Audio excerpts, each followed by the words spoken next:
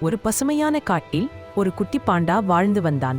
அவன் எப்பொழுதுமே நான் பெரிய விஷயம் செய்ய வேண்டும் என்று நினைப்பான்.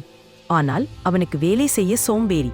இதை பார்த்த புத்திசாலி ஆந்தை ஆசிரியர் ஒரு நாள் அவனுக்கு 2 விதைகள் கொடுத்து சொன்னார். இது உன்னுடைய எதிர்காலம். ஒன்று முயற்சி, ஒன்று சோம்பல். நீ எது விதைக்கிறாயோ அதைத்தான் வாழ்க்கையில் பெறுவாய். பாண்டா 2 விதைகளையும் கையில் வைத்துக்கொண்டு வீடு போனான். முதல் விதை முயற்சி விதை. பாண்டா அதை மண்ணில் நட்டு தினமும் தண்ணீர் ஊற்றி வந்தான். சில நாட்களில் ஒரு சிறிய முளை வந்தது. பாண்டா அதை பார்த்து ரொம்ப மகிழ்ச்சியானான். மெல்ல அது ஒரு பெரிய மரமாக வளர்ந்து அதில் பழங்கள், பூக்கள், பறவைகள் வந்தது. இரண்டாவது விதை சோம்பல் விதை. அதை பாண்டா ஒரு ஓரத்தில் போட்டுவிட்டான். அடுத்த நாள்ல போடலாமென நினைத்தான். சில நாட்களில் அந்த விதை குப்பையில் மழையால் அழிந்து போனது.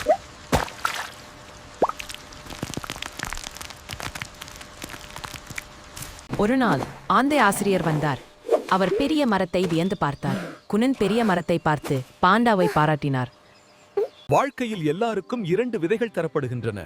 ஒன்று முயற்சி, இன்னொன்று சோம்பல். முயற்சி வளர்த்தால் நமக்கு எல்லாம் கிடைக்கும். சோம்பல் வளர்த்தால் நமக்கு எதுவும் கிடைக்காது. நீ இதை கற்றுக்கொண்டால் போதும். அந்த நாளிலிருந்து பாண்டா எப்போதுமே முயற்சியை மட்டும் தான் தேர்வு செய்தான்.